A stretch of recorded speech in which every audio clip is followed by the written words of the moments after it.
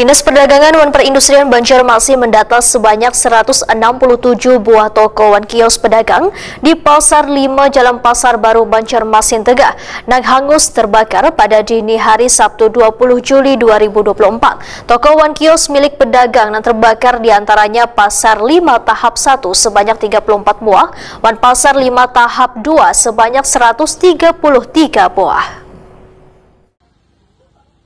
Dinas Perdagangan dan Perindustrian Banjarmasin mendata sebanyak 167 buah toko dan kios pedagang di Pasar 5, Jalan Pasar Baru Banjarmasin Tengah yang hangus terbakar pada dini hari Sabtu 20 Juli 2024.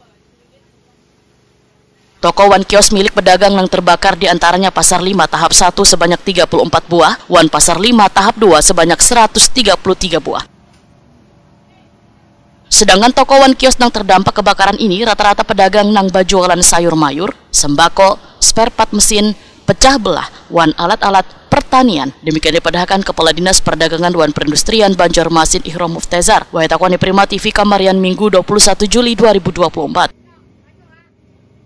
Menurut Ihram Muftezar, peristiwa kebakaran yang menghanguskan ratusan toko dan kios ini sebelumnya sempat dipadamkan relawan sekitar setengah jam. Namun, berselang 2 jam kemudian, ternyata kobaran api muncul kembali, sehingga relawan kebakaran pun kembali berdatangan untuk melakukan pembasahan.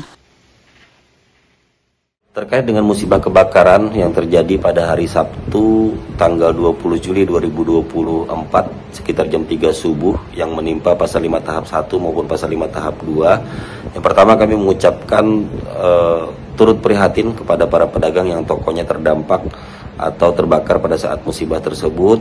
Dan perlu kami informasikan juga bahwa total keseluruhan bangunan toko yang terbakar di Pasar 5 Tahap 1 itu sekitar 34, adapun di Pasar 5 Tahap 2 itu sekitar 133. Jadi total keseluruhan toko yang mengalami kebakaran pada Sabtu dini hari tersebut sekitar 167 toko.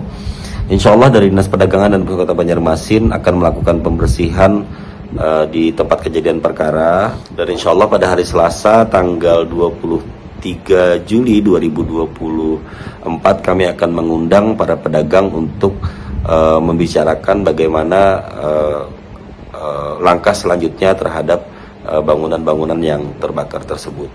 Dan insya Allah kami juga akan berkoordinasi dengan BPKPAD terkait rencana pembangunan kembali kalau seandainya memang hal ini bisa dinyatakan sebagai bencana, kemungkinan akan kita ambil anggaran dari belanja tidak terduga.